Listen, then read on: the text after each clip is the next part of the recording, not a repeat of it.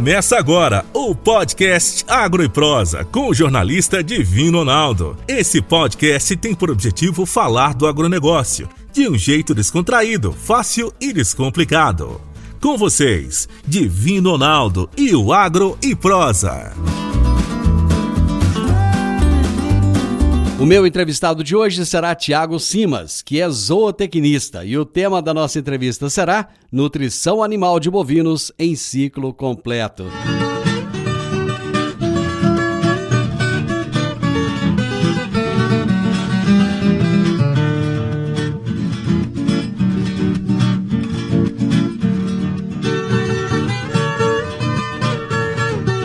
Thiago, prazer em receber você aqui para falarmos de um assunto tão relevante. Muito obrigado por aceitar o meu convite. Divino, boa tarde. Eu que agradeço aí, espero atender as expectativas. Eu não tenho dúvidas, Thiago, de que você irá atender. Mas os pastos estão ruins, os custos estão altos e os chineses pararam de comprar de nós. E muitos pecuaristas com animais em confinamentos começam a perder dinheiro. Que situação, hein, rapaz? Então, Divino, a gente tem observado aí realmente que o mercado muito volátil, né?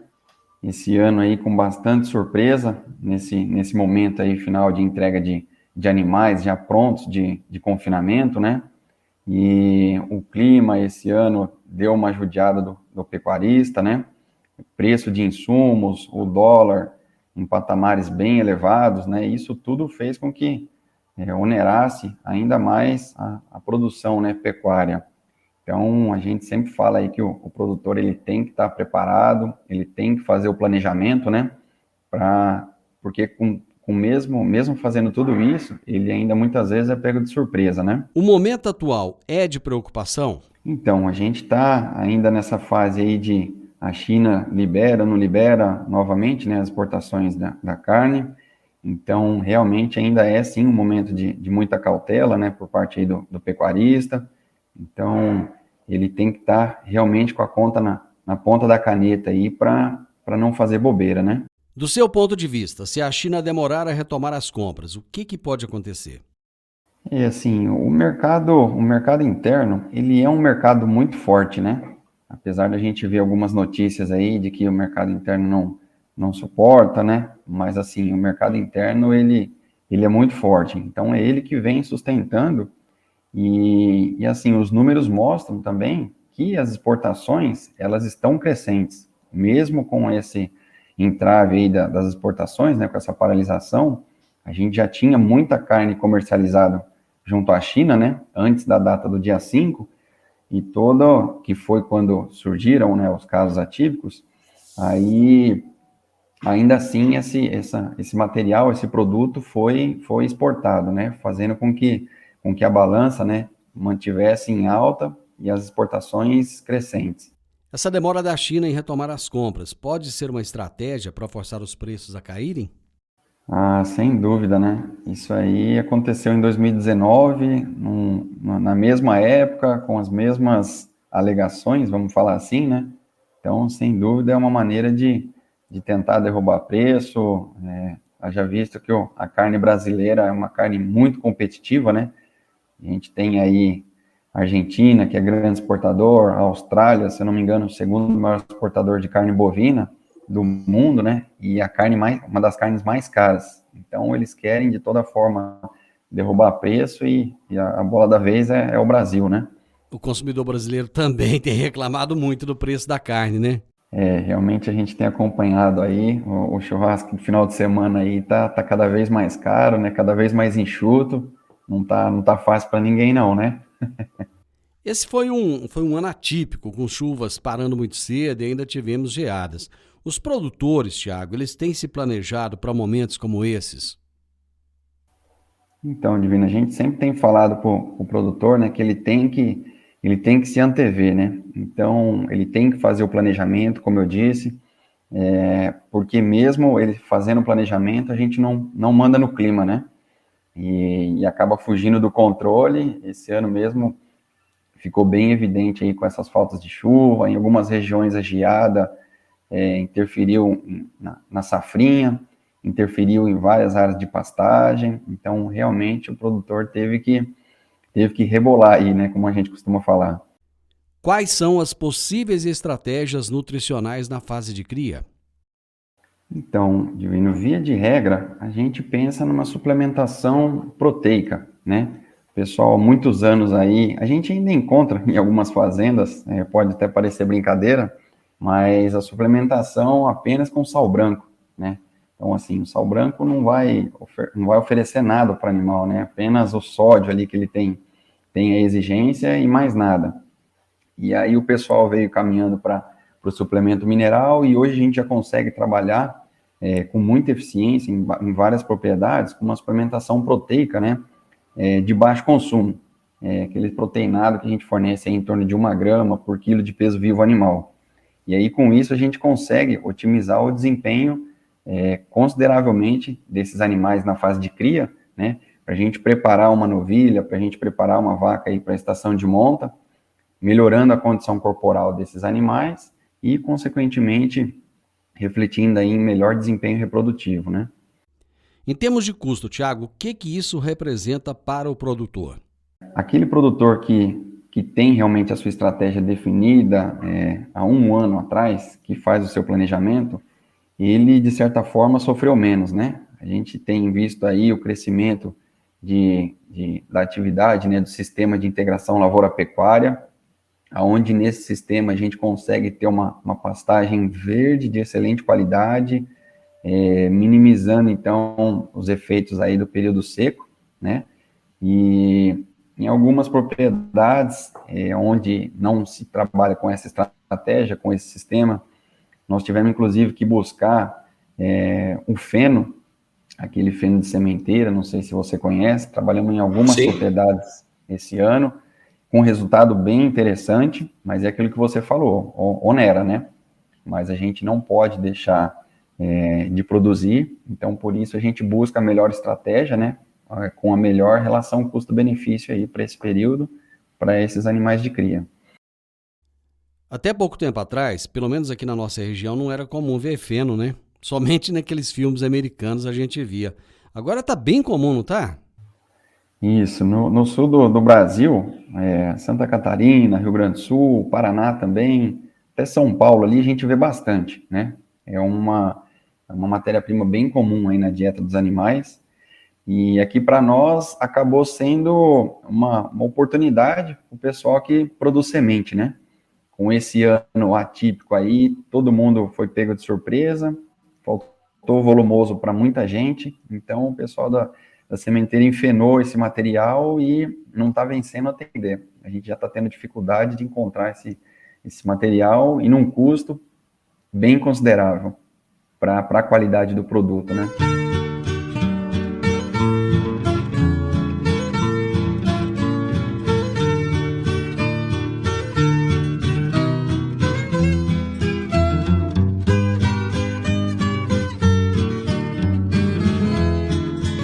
Tiago, qual é a importância da pastagem para os animais? Então, Divino, a pastagem é o prato principal, vamos falar assim, do bovino, né? Então, ele no habitat natural dele, ele viveria apenas da pastagem. Então, assim, a gente sempre preconiza dentro das fazendas, né, de você ter uma pastagem de qualidade, né, bem manejada, uma pastagem adubada, com controle de pragas eficiente, porque a pastagem, ela é perene, né? Então, a gente sempre fala assim, que se você cuidar bem do seu pasto, ele não vai acabar nunca. E muitas vezes o produtor, a gente chega na fazenda e fala, não, daqui quantos anos eu vou ter que reformar isso aqui? Não, calma, o pasto ele é perene, se a gente cuidar certinho dele, manejo de pastagem certinho, ele não acaba assim como vocês estão pensando, né? Então, a maneira da gente economizar na questão da nutrição é ter uma pastagem de qualidade. Porque se a gente não tem uma pastagem, né, de qualidade para ser ofertada, para ser trabalhada como volumoso, nós temos que buscar um concentrado, né, ou um volumoso fora, que acaba onerando, aumentando a mão de obra, enfim. Então, quanto melhor for a qualidade e a disponibilidade do pasto, menor, teoricamente, vai ser a suplementação que eu tenho que ofertar no coxo. E com isso a gente consegue reduzir custo e manter desempenhos elevados. Existe alguma resistência por parte dos produtores de investirem nos pastos? Mesmo aqui na nossa região ainda existem muitos pastos degradados, Thiago. Então, o produtor ainda tem aquele conceito, né, aquele mito de que investir em pasto é caro, né? E aí a gente vem observando aí a agricultura, né, cada vez mais tomando espaço de pastagem pelo fato dessas áreas serem ineficientes, né? Então a gente tem que aumentar a produtividade, tem que encurtar o ciclo, e para isso a gente tem que melhorar a boia desses animais, né? E o que é a boia desses animais? É o volumoso e a suplementação, né? Então a gente tem que investir em volumoso, no caso o pasto, melhorando essas áreas, né? Para que a gente não deixe a desejar quando comparado com as lavouras, né? Com a agricultura, e para que essas áreas não venham tomando essas propriedades aí, tornando elas de pecuária para a agricultura, né? Por que a nossa taxa de lotação é tão baixa? Então, justamente porque a gente não investe em pasto, né? Muitas vezes o produtor quer aumentar a taxa de lotação e aí ele não tem pasto e ele fala, não, aumenta a ração, aumenta o proteinado que eu preciso aumentar a lotação.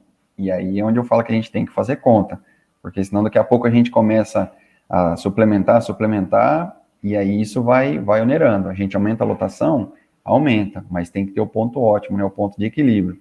Então, sem investimento em pastagem, infelizmente, a gente não consegue trabalhar lotações mais eficientes, né? E aí a gente fica com aquela média nacional de em torno de 1 UA por hectare, que é realmente uma taxa muito baixa, né?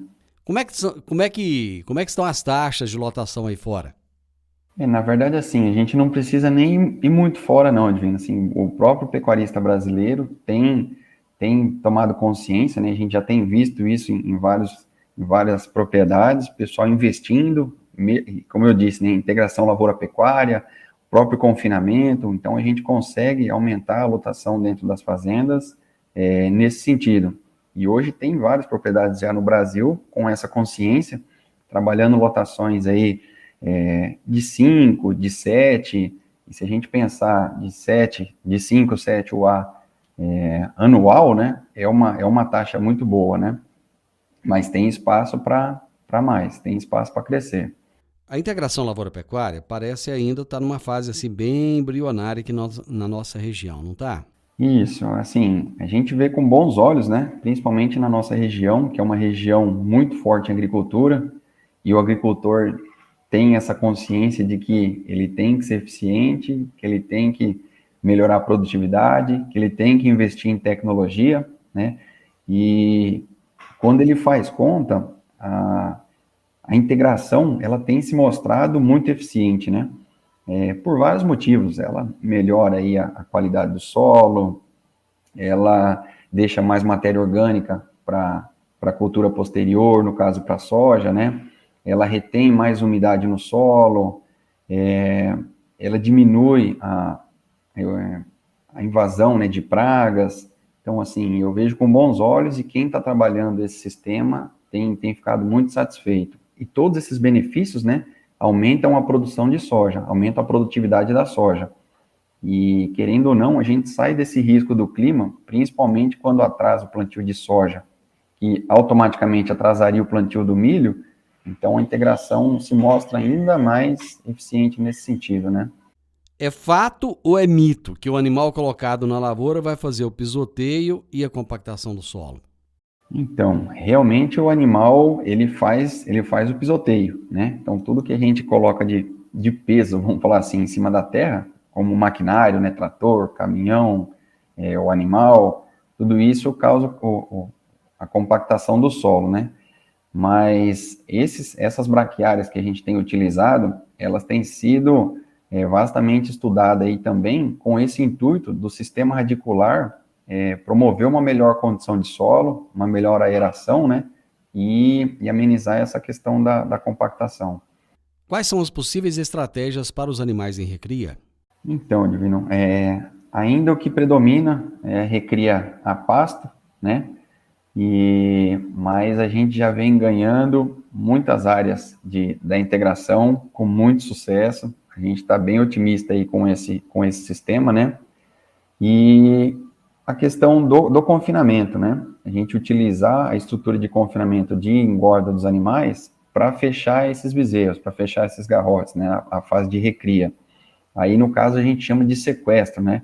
Onde a gente vai fechar esses animais nessa estrutura convencional de confinamento, mas o intuito não é acelerar, não é engordar esses animais, mas sim colocar um ganho médio aí satisfatório, que pode girar em torno aí de 500 gramas até uns 800 gramas, um pouquinho mais, dependendo da genética do animal, para que ele não comece a depositar gordura, né, mas sim defina a sua estrutura óssea, a sua estrutura muscular, para dar condição futura de fazer uma carcaça bem feita, né.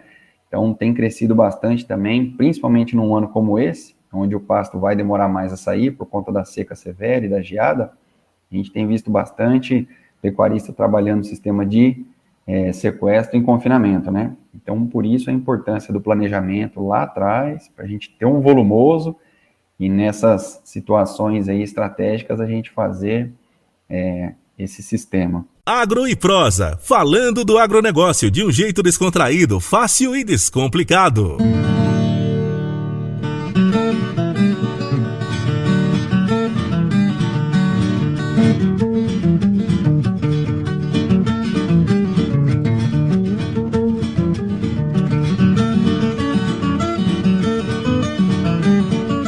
Tiago, nós estávamos falando lá no bloco passado sobre as estratégias para os animais em recria. Existe diferença da estratégia para os machos e para as fêmeas? Então, vai depender da aptidão, vamos falar assim, do macho e da fêmea, né? O macho, via de regra, a gente leva ele para engorda, né?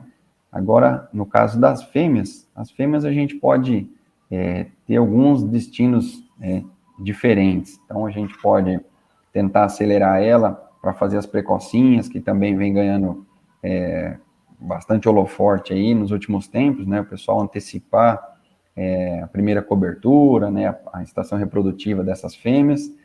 E tem as fêmeas que, no caso, para reposição, né, de matrizes, e tem as fêmeas que vão ser destinadas para engorda. Então, essas fêmeas destinadas para engorda, elas acabam seguindo a mesma estratégia ou estratégias similares dos machos. Quais são as possíveis estratégias para os animais em terminação? Então, Divino, quando a gente chega na fase de terminação, né, esses animais eles podem se encontrar em períodos distintos do ano, né? Então, se for no período das águas, a gente consegue, o que mais acontece, né, da gente terminar esses animais em semi-confinamento. A gente fala que é fornecer a ração para esses animais em sistema de pastejo, né? Hoje, com esse crescimento aí da integração lavoura-pecuária, a gente tem essa possibilidade também de, mesmo no período seco, trabalhar o semi-confinamento, né? Ou até mesmo a TIP, né? Que também é uma estratégia que vem ganhando bastante destaque, que é a terminação intensiva a pasto. Então, nessas áreas de integração lavoura-pecuária, nós vamos ter pasto com a mesma qualidade ou semelhante aos pastos das águas, né? Então, a gente pode terminar esses animais a pasto fornecendo o concentrado. E o confinamento, né, que é a estratégia também muito utilizada, né, vem ganhando destaque também em período das águas. A gente tem que ter algumas cautelas, né, fazer alguns ajustes para confinar nas águas, mas também vem ganhando muito destaque. E o que predomina realmente, então, é essa terminação aí em confinamento, né, onde nós fornecemos toda a dieta, né, que o animal precisa, o volumoso e os ingredientes concentrados, para os animais que ficam fechados, né, numa estrutura fechada, sem acesso ao pasto. Que cautelas são essas que devem ser tomadas no período das águas? Então, com a chegada das chuvas, né, a tendência aí é que a gente tenha a formação de barro, né, de lama no fundo dos currais, próximo aos coxos, próximo aos bebedouros. Então, a gente sempre fala para o produtor ter esse capricho na hora de fazer essa estrutura, de fazer a compactação correta para minimizar a formação de lama, né? porque isso interfere no desempenho dos animais, né? E aí a gente precisa, então, muitas vezes diminuir a lotação dessas áreas de confinamento, né? Onde no período da seca, geralmente a gente trabalha com 12 metros de curral por cabeça. No período das águas a gente chega a dobrar, né, essa metragem por animal, para dar um conforto maior, para ver se diminui a formação de lama, e atenção com o fornecimento dos tratos, né? Ainda a maioria dos confinamentos não tem coxo coberto, então a gente tem que estar atento aí com relação, principalmente, às dietas aí com ureia, para não haver acúmulo de água, né? E, de repente, passar menos trato, menos alimento em cada trato, né? Fornecer mais tratos por dia, para que esse alimento não estrague, molhe menos no coxo. O dimensionamento de coxos também é importante, não é? Isso, a estrutura de confinamento como um todo, né? Ela tem que ser bem dimensionada, porque tanto no período das águas quanto no período da seca, a gente tem que ter um espaçamento que permita que o animal chegue no coxo. Geralmente os animais não chegam todos de uma vez, né? Quando a gente vai no confinamento para fazer o nosso trabalho, né? É nítido assim, passa o trato, uma parte dos animais vão estar no coxo, uma parte vai estar na água, outra parte vai estar ociosa, outra parte vai estar deitada ruminando, mas a gente sempre preconiza aí uns 50 centímetros, quanto mais melhor. E se a gente for trabalhar numa estrutura que tenha menos área de coxo, a gente aumenta o número de trato para permitir que todos os animais tenham acesso, né, à dieta e dessa forma diminua a competição. Qual é a importância da água de qualidade para os animais? Isso, a água é um nutriente importantíssimo, né, fundamental para a vida, né, não só dos animais, como das plantas. Então, assim, a gente sempre bate muito na tecla, né, de que os bebedouros têm que serem lavados, pelo menos dia sim, dia não. A gente gosta que seja lavado diariamente, né, porque se o animal não ingerir água, ele não come, ele não vai ingerir a dieta. E aí, com isso, o ganho de peso dele né, fica estagnado. Tiago, muito obrigado. Você realmente trouxe informações relevantes. Lá no início você disse que esperava trazer informações que agregassem. Pode ter certeza, meu amigo, que agregou demais da conta. Foi uma honra te entrevistar. Joia, que bom. Eu que agradeço o espaço aí. E não só eu, como todo o corpo técnico da Comigo, fica à disposição aí para o pecuarista tirar dúvida, quiser sentar, fazer conta, planejamento, estratégias nutricionais, a gente fica 100% à disposição. Você ouviu o podcast Agro e Prosa. Se gostou, compartilhe, recomende e nos siga nas diferentes plataformas de podcast.